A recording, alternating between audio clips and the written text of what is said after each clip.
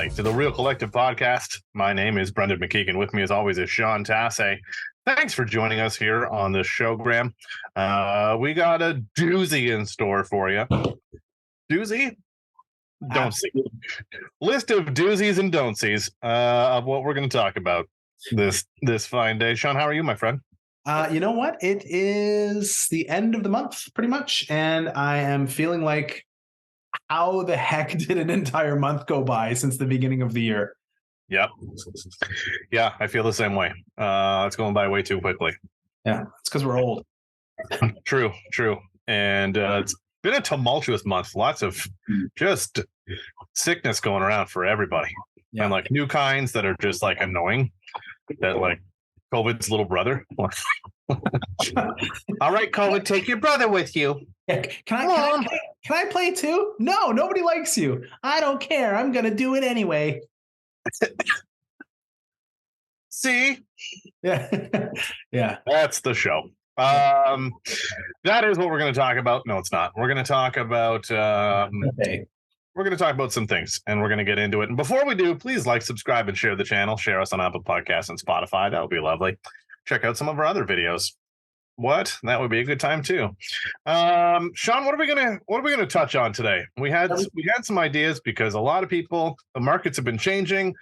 Prep times are a little bit more not negotiable, but like, you're not like a bang bang rush unless you got a new job and you got to go. Yeah, so we're more about preparation. The idea being here that houses are taking longer to sell, and as a result, buyers are taking longer to shop. So the thought is, if you're planning on moving in the summertime, it might be smart to get started now. So when the snowbirds fly, it's time to consider moving, and especially as the days on market gets longer, the time until closing gets longer. The deals that we're working on now in January are closing in April, May. So these are people who might have been on the market for a while, or people who might have been searching for a while. And now these people are moving in April, May. Well, if you want to move in June, July, August, you've got to be sort of buying a house in the next 3 months. So, spring market, typically the unofficial start date, they call it, is Easter, but it almost seems like it's sort of Valentine's Day, and we're pretty close to that. So, if you're considering moving this year, it's time to start that conversation, I think, is the intent of this episode, hitting probably at the end of January, beginning of February. And I think we could take a little bit of time to talk about what's involved in the preparation phase, first from a seller's perspective, and then in the second half from a buyer's perspective. That makes sense. Yeah, I think so. Cool. Got to prep differently for both. If you're a seller, maybe you're prepping for both. Maybe you're prepping to, buy your house and then sell your house. And now that the market's changed, you're always trying to do the tough thing first. So you're trying to sell your house because now the buying part is almost the easy part.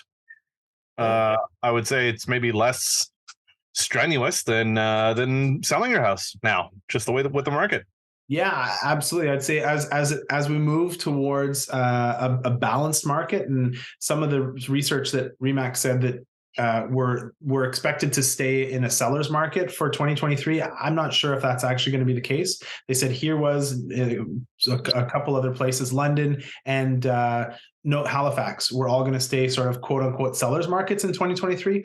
I don't know. I think we're going to be more balanced. And so the question of what do you do first, whether it's buying or selling, really depends on your particular scenario, right? Sometimes it's, okay, well, we're going to go and buy a place at the same time as we're shopping. We're going to prepare ours. And, maybe we can buy a place with a first right of refusal even, but we're getting ahead of ourselves. Let's talk about the preparation phase from a seller's point of view. But you're right. A lot of the people that we're working with, Brendan, are either moving up or moving down or changing houses, right? They're not just a buyer or just a seller. And it's going to be trickier to stick handle this than it has been the last 2 or 3 years, because you just go buy whatever you want and your house is going to sell in a week. like any idiot could sell a house over the last 3 years, right? And stuff is harder to think. Yeah, yeah. Yeah, no, I started taking listings right towards the end when it started getting difficult for everybody. yeah. I've always been doing the harder stuff. Good Yeah, times. it says something about integrity and your willingness to do the hard work, right? Must evolve. Must evolve. And that's the other thing too. If you're selling your home, you're going to have to look at a realtor that is evolving. What have they been doing since COVID? What have they been doing since market changes? Have they been talking about it? And I'm saying this knowing full well we're in Ottawa and we're talking ourselves up here, but I'm kind of hoping that maybe there's some people that are around Canada, the US, whatever, North America, that are thinking the same thing. Because no matter where you are, there are those factors to consider. Is your realtor evolving with the times? That's going to be first and foremost. So, I mean, you're going to have to find the right realtor to do it. You're going to have to find the right realtor who is going to give you an honest answer of what your home's worth. You may not like that. Sean is a data miner, not in the fun coins, dodgy coins kind of way. Dodgy coins, yeah. But we do deep dives to find out what your home is worth in the current market the way it is. And because it's changing so much to month, even throwing out hypotheticals right now might not be beneficial by the time you're listening to this. So finding the right realtor, I think that's going to be step one for you. Feel like that's kind of a no-brainer. Yeah, I wish that I had those games that are like idle games, like Idle Miner, and like you have a little big character or avatar that just goes and like mines stuff when you're not online. Yeah, I wish I was a data miner like that. Just always working, even in my sleep. That'd be great. Yeah, absolutely. So let's talk about process. Let's talk about plan. You're selling your house, and you want to get it up on the market, and you've hired a professional realtor to help you go through that. The first step in the process that we always do is we send a professional stager in to go in to have a look at your house to make a recommendation and plans. And even if your house is immaculate and it's perfect and it's ready to be on the market today, you're still going to be 2 weeks away from when we first meet to when your house goes on the market, because it takes that time to do it. But if you've got projects to do, or you've got like major cleaning, repairs, renovations, that could really add to your time. And the longer it takes, the more you run the risk sort of missing the market, because the buyers are back. Like, we did a podcast a while ago saying, where have all the buyers gone? The answer is they got in a time machine, they move forward, and they're here now. So we're seeing them in open houses. We're seeing them in requests, people who are popping their head up and saying, yeah, okay, this is the new reality. As we're recording this, we just hit what is expected to be the final increase in rates, and another quarter point increase recently for the overnight rate. So if you've got a variable rate loan, hopefully you won't get hit anymore. You've had your last hit, but the fixed rates are going down. So the buyers are starting to say, okay, well, this is, they're poking their heads back up, Groundhog Day, and they're saying, okay, well, this is the reality of the situation. I see my shadow, and I'm going to go and buy a house now. So if you're thinking about selling, start the process sooner rather than later. After staging, then Brendan, I'll let you jump into the next part. What happens after we're done sending the stager through and they're doing all their work? Then we get to start doing the fun stuff. Well, exactly. Fun for us is we're going to do the pictures. We're going to do the videos. We'll do the in-person kind of marketing for your home to get it up and get as many eyes on it as possible. And I think what you said about from the time you kind of sign the listing agreement to the time your home's listed is 2 weeks, and that's bare minimum. That's if everything's done. So I would say use that as a baseline. If your home is good, ready to go, 2 weeks, because we need that time. You need that 2 weeks, that little gap of, okay, we signed the paperwork. All right, can you clean your house? We're going to send our stager over. She's going to tell you where to put your own stuff. And then if you're going to work with the stager because maybe part of the house is vacant or whatever, or you just like their furniture better, then maybe you're looking at a little bit longer. Maybe you're at 3 weeks. Maybe there's a couple patches of drywall to fix up. Point is, once that's all done, Sean and I are going to come in, make a fun video for you, and it'll be a good time. Yeah. And really it's all about marketing the home. That's the part where we do the pictures, the videos, the ads online, which are what most people are looking for now. Yeah. And that's when the showings start, including the open houses. And you try to hit the ground running so as hard as you can with these things. And that means a competitive price. And it all depends on how long you're willing to be on the market. So, I mean, if you choose to sell your home at a higher price, maybe that means you're staying on the market a little bit longer. But if you're going with a lower, more competitive price, maybe it's going to go pretty quickly. So, all depends on your timeline. I think that's kind of an important thing. So, once we get those things sorted, we hope to get as much traction as we can. Think of it like when a movie goes into the theater, that opening weekend, that's your big weekend. Yeah. After that, we're hoping for Avengers Endgame kind of numbers through the house. Let's see how many people we can get through. Yeah. But that's maybe the best analogy for it. And then not to wait, but just, if that's not working, we got to do something else. Yeah, and we do a pretty strong, like I've seen what a lot of different groups and teams and agents do for marketing and exposure. We've got a pretty strong marketing component for our properties. Hey, there we go. There, that's great marketing component. Yeah, for our listeners, my 3-year-old just walked into the frame. She's almost 4. Whoa! I have a birthday in a couple of weeks. Birthday coming up. What kind of party are we having for your birthday, honey? Are we doing ice cream? Ooh, ice cream decorations in the winter. Yeah. So if you're going to be preparing your kid's birthday party, make sure that you have everything done in advance because it's going to take you at least 2 weeks to plan it. Also, you want to set a budget for what you're going to spend on a party. Keep in mind, she's turning 4, probably won't remember it. So you're only spending money for yourself. Yeah, but on that note, actually, we just recently had a conversation with our stagers, and they've come up with some new staging programs that allows a furniture rental if that's the way that we're going, if the property's vacant, for a lower price. So there's some good news in that regard. And that's specifically designed for 2023. And the expectation there is that, of course, hey, the houses are sticking on the market for longer, so we might need a little bit more help with that and more longevity there. And then in terms of advertising, we track how many ads we run, how many leads come through, and a lot of our recent work in terms of advertising has benefited us with actually finding the buyers for the home, whether it's through an open house, whether it's through some of our marketing and advertising. And so, as a result, we're finding those buyers who are sort of free range chickens or don't have an agent already. And that has sometimes the benefit of working out in the benefit of the seller. As much as people think, oh, well, if I just go directly to the listing agent, I'll be able to get a better deal. It might be a better deal for the listing agent because that seller doesn't necessarily have someone who's representing their best interests. Now we do, and of course we try and do it in in as fair a way as possible. But whenever we're working with someone, we're trying to do the best we can by them. Yeah. And with that market, that's what's happening a lot more is people are just going to those agents. And I just had this conversation where you're going in there, you're basically going into a store where they're working for the store. They're not working for you. So even if you say, hey, I like that item, I'd like to purchase it. Is it on sale? No. They're not going to tell you it's on sale. I mean, first of all, they can't.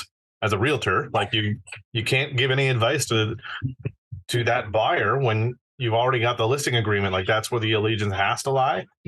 Yeah. So keep that in mind too. If you're a buyer going, you're better off having someone who's looking out for your best interest. And if that means a team, Sean has his listings, and if people come in and they want to look at them, or if I have a listing, whatever, somebody else on the team is the one who's going to take them through the house, just to avoid those kind of potentials for awkwardness or unfairness.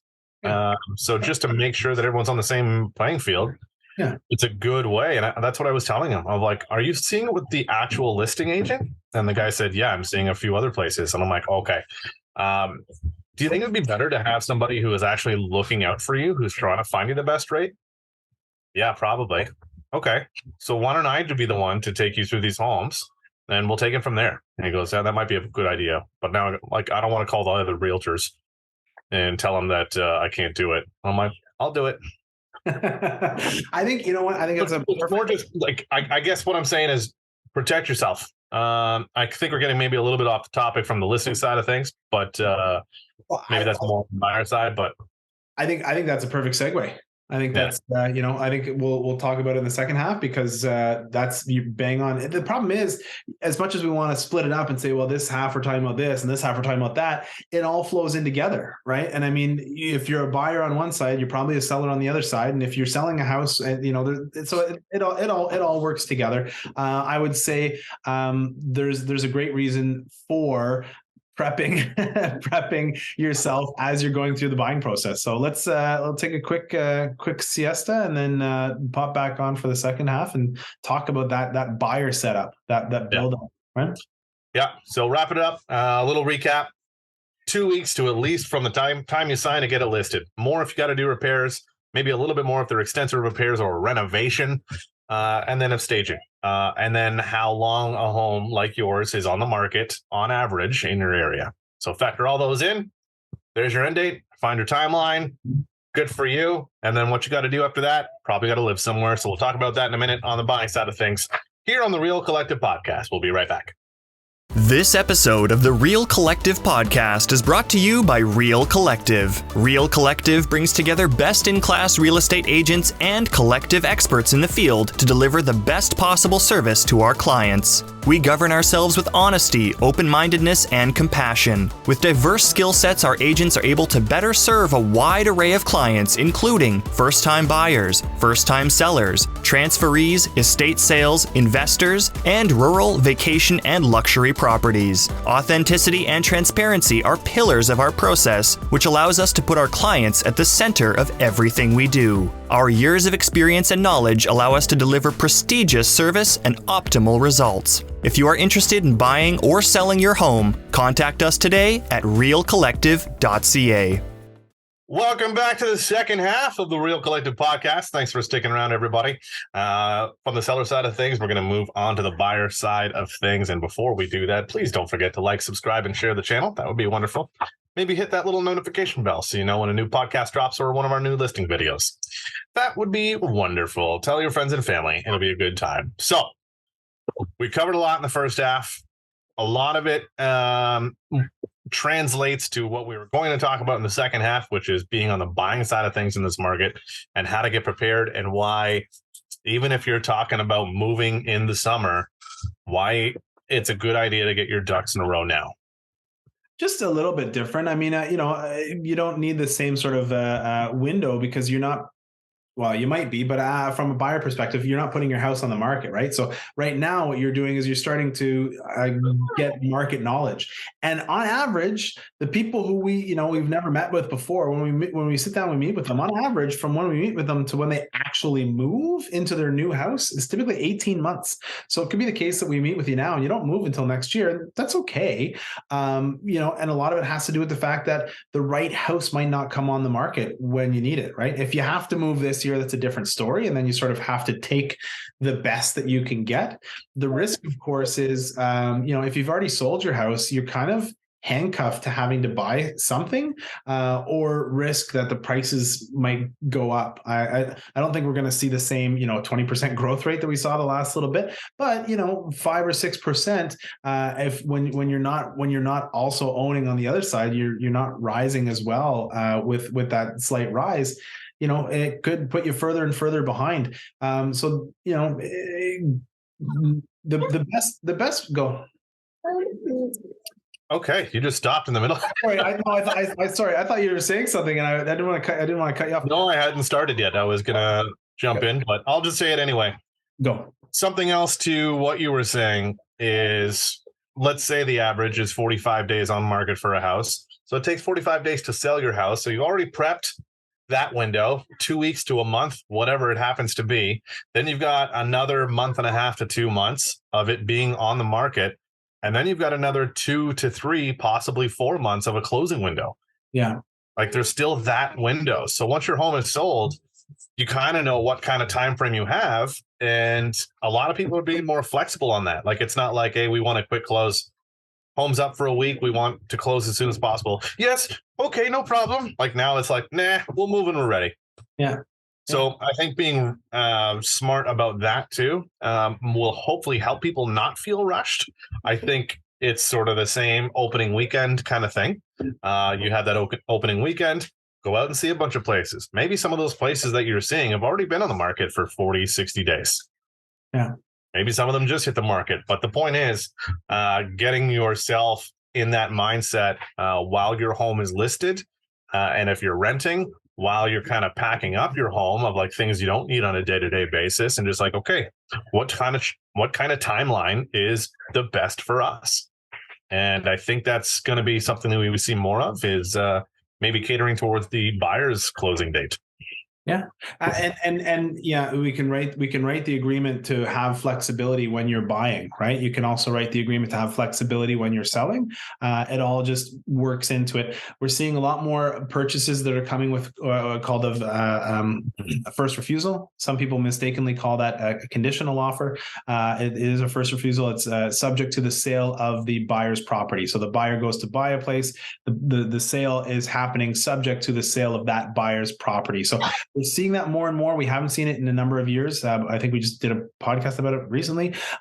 So yeah, it's all about the process, right? From a buyer's perspective, as you're moving through, you want to make sure, okay, yeah, I want to go and look at houses. Well, you want to get pre-approved, right? You want to figure out, okay, well, what's the worst case scenario between the gap of what my house is going to sell for and the worst case scenario about the house that I'm going to buy, and can I cover that gap, right? The nice thing is, over the last 6 to 9 months, that gap has gotten smaller. So if you're thinking about moving up, the time is right. You haven't had a better time. Oh, well, the rates are higher. Yeah, you know what? The rates are higher, but there's nothing we can do about that.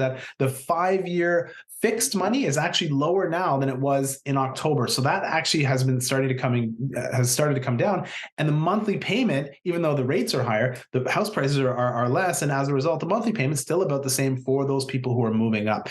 So, get your financing squared away, and that could take time to get all of the paperwork over to the mortgage broker.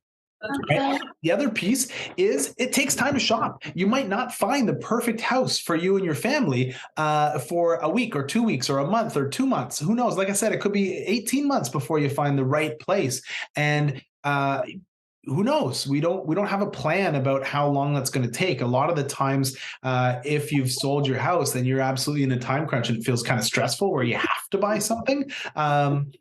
And sometimes it's about lining up both of them at the same time, so you alleviate that stress, so that you can make that offer and buy time, i.e., give yourself a longer closing period if you aren't able to buy with a first refusal. And by buying time and by already taking into account the worst case scenario in terms of what your sale price of your home is going to be, it'll give you that peace of mind that, okay, well, that's the worst case scenario. And again, you have to trust us that we know here's what your absolute worst case scenario is. Unless the house all of a sudden is worth $0, which I hope it isn't, and I don't believe it will be. And then that time to go through and do your due diligence and look at all those houses. The average number of houses that a buyer will look at before they buy one is 12. We've got some people who just look at one house, like, yep, I've been looking for 7 years. That's the house. It just came on the market. Thank you. Bye-bye. There's some people who will go and look at 20 houses. That's okay. That's why I say the average is 12. Some's less, some's more. That's why it's the average. And it takes time to see those houses, right?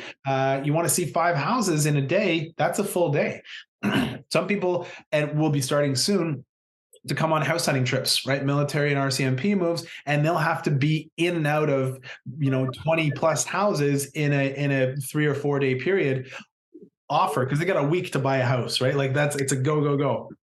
So you see all the houses in the first couple of days, make your offer, get it accepted, and then you're doing a home inspection before you sort of jump on the plane and head back to wherever you're at. And so those buyers will hit the market towards the end of February and up until probably March and April. So if, again, talking from a seller's perspective, you want to hit up those people. Those are your best buyers for sure.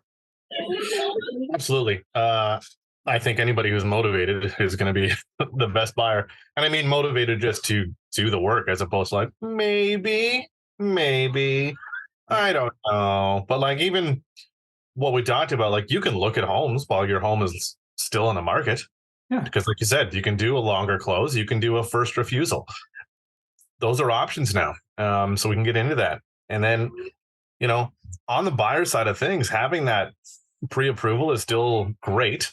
You can still put a financing condition in just to make sure you're more protected, but that just means like, okay, so we're good to go. We want to put the seller at ease that this is going to go through, but we want to make sure that we get an inspection. But not having a condition of financing, I mean, most of the time, that's what it falls through on. An inspection, you kind of get a sense for what's going on most of the time. But then, you do get those every once in a while where like, there was a fire that was undisclosed in the attic. And I had that, like, well, what are you going to do here? Walk away. Because they weren't willing to take that on. It's an insurance risk, blah, blah, blah. But by having just... Lightning doesn't strike twice. No, it would be fine. What are the odds of it catching fire on the inside of the house twice? I think I just mean like if you're in a better position to make a better offer, and by better offer, I mean for the buyer, by maybe not having to put in a financing condition. You still have yourself protected in other ways, and that can be the first refusal. That could be the home inspection, septic well, whatever you happen to be doing. But I think if you take that equation out of it, of like, well, listen, we're only offering you this much. We know it's much lower than what you're asking, and we still need to get financing for it. You might just let that offer go through. So, like you said, having it prepped, I think that's going to be very advantageous for a buyer, because I think having the money is basically the same thing, right? Like you're on Facebook Marketplace and you're like, I'll give you this much for that thing. And they're like, nah, how about this much? Nah, that's not going to work. Okay. And then you just leave it at that. So I think it gives you a little bit more I think you feel less like buyers are getting bullied, is what I was going to say. Buyers are getting, because that's what it was. Buyers were getting bullied.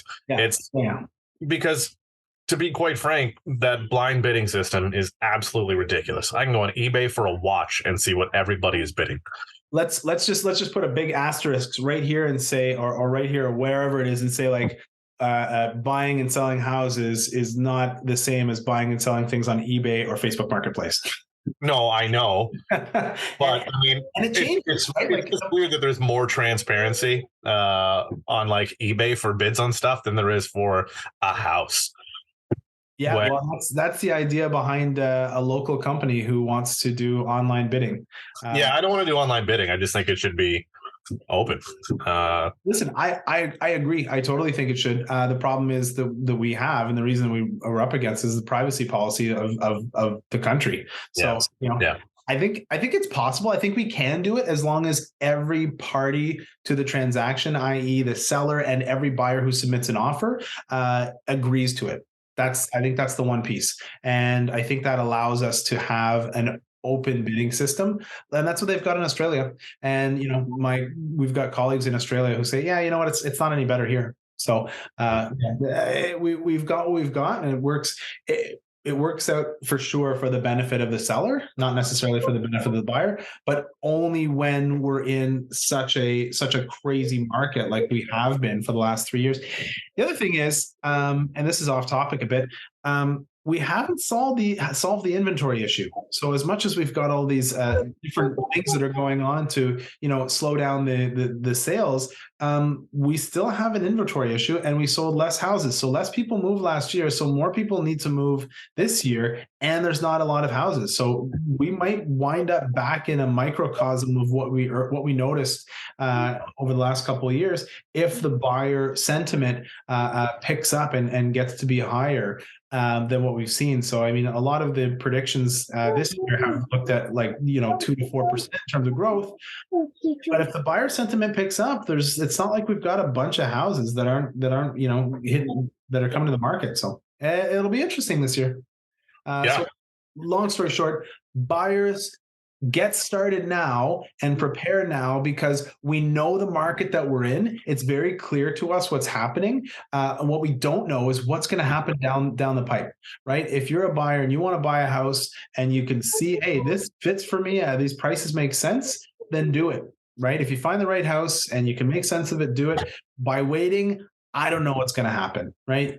We've always said, hey, you don't know what's going to happen. The prices seem really low right now compared to where they've been the last 2-3 years. So if the idea has been, we're going to wait, stop waiting. Like if you're looking to buy something, the prices, I don't know how much lower they can actually go than what they are right now. Yeah. But I don't know. No crystal ball. What do I know? Right. And interest rates and all that kind of stuff that we've already covered with that kind of gaps. So hopefully there's some useful nuggets in there. If you want to talk more about it, we do have our Calendly links below where you can book an appointment with us and talk to us. So thanks for tuning in this week. We're going to wrap things up. If you want, like, subscribe, and share the channel. I'm not the boss of you, but we would really appreciate it. There's a notification bell if you want to find out when things are actually coming up live. Bam. So hit that. Thank you guys for tuning in. You can download us on Apple Podcasts and Spotify as well. And if you're on YouTube, playing us in the background while you work, we really appreciate it. Thank you for joining us. I'm Brendan McKeigan. This is Sean Tasse. Until the next one, keep it real. Collective.